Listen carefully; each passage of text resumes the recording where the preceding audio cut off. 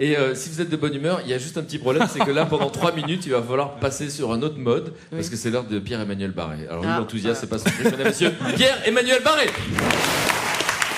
Bonjour à tous. Alors, Frédéric, pendant notre émission, l'Américain moyen a consommé 38 litres d'eau potable, 17 millions de litres d'eau ont été utilisés pour arroser les terrains de foot français, 856 personnes sont mortes de soif dans le monde, et Yann Chouquet, le producteur de l'émission, ne m'a toujours pas fait signer mon contrat de grille. On est dans une merde noire, mais rassurez-vous, on fait tout ce qu'on peut pour que vous passiez une bonne journée sur France Inter. On commence par la breaking news BFM de la semaine. Nolwenn Leroy inaugurera son double de cire au musée Grévin le 8 octobre prochain. L'occasion de se pencher sur un art méconnu, la création de statues de cire. Ça fait un petit peu Jean-Pierre Pernaut. Les ateliers du musée regorgent en effet de petits secrets. Savez-vous par exemple que la statue de Mimi Mati a coûté 16 fois moins cher à fabriquer que celle de Carlos, que celle de Michel Petrucciani a nécessité la collaboration de 8 ingénieurs en aérodynamique, et que celle de Ribéry est en fait celle de Jean-Paul Sartre, retravaillée directement au briquet. Foncez-y, on y ressort des étoiles plein les yeux, et vous pourrez repartir avec une bougie miniature de Guillaume Musso, l'occasion de s'asseoir confortablement dans un vieux fauteuil et de lire un vrai bouquin à la lumière réjouissante de l'écrivain qui brûle. La semaine dernière, c'est Facebook qui a trusté l'info à tel point que 2 ministres se sont emparés du scandale. Cette rapide division d'énergie comparée à l'intérêt de l'affaire nous permet d'estimer à 74 320 le nombre de ministres nécessaires à une sortie de crise. On est sur la bonne voie. Certains messages privés auraient été rendus publics selon les médias. Facebook a démenti immédiatement et la CNIL a finalement donné raison à Mark Zuckerberg. Pourtant, certains messages demeurent assez mystérieux, comme celui-ci retrouvé par mes soins sur le mur de Daniel Morin, qui nous permet d'en savoir un peu plus sur ce personnage cocasse, star de Radio France et père biologique de beaucoup d'entre nous.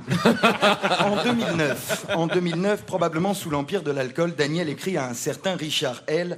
Richard, mon petit poney, ta moustache me manque, je te veux maintenant, joue-moi du Patrick Sébastien sur ton gros piano.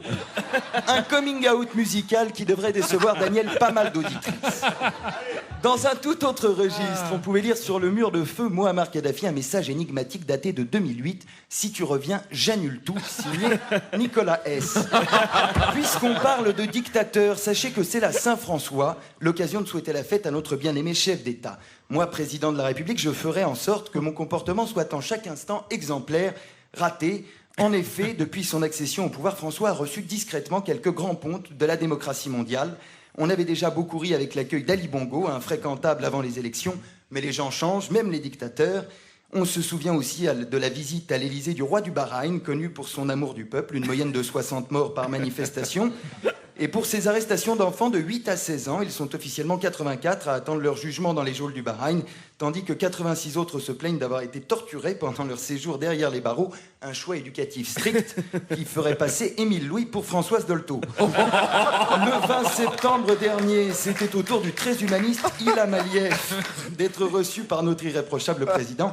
Les Aliyev, une dynastie chaleureuse, amis des droits de l'homme de père en fils depuis près de 20 ans, propriétaire foncier de l'Azerbaïdjan, traînant la réputation d'être particulièrement taquin avec les Arméniens et dont les résultats aux élections sont régulièrement annoncés avant même l'ouverture des premiers bureaux de vote. Bref, notre président est effectivement normal, il fait comme les autres. Quelques nouvelles du monde du spectacle avec le retour sur scène de Nadine Morano qui a annoncé la création de sa propre agence en conseil de communication. Un beau message d'espoir pour tous les manchots qui ont réussi à allumer leur radio avec le nez, qui nous écoutent et qui rêvent de gagner un jour le tournoi de Roland-Garros. On termine sur un chiffre, Frédéric, 2 euros. 2 euros, c'est l'augmentation de la redevance télé, mais bonne nouvelle, si vous arrivez à prouver que vous regardez régulièrement Roumanoff et les garçons, vous n'êtes pas tenu de la payer cette année. Merci de m'avoir écouté. Bravo. Mesdames, messieurs, Pierre-Emmanuel Barré.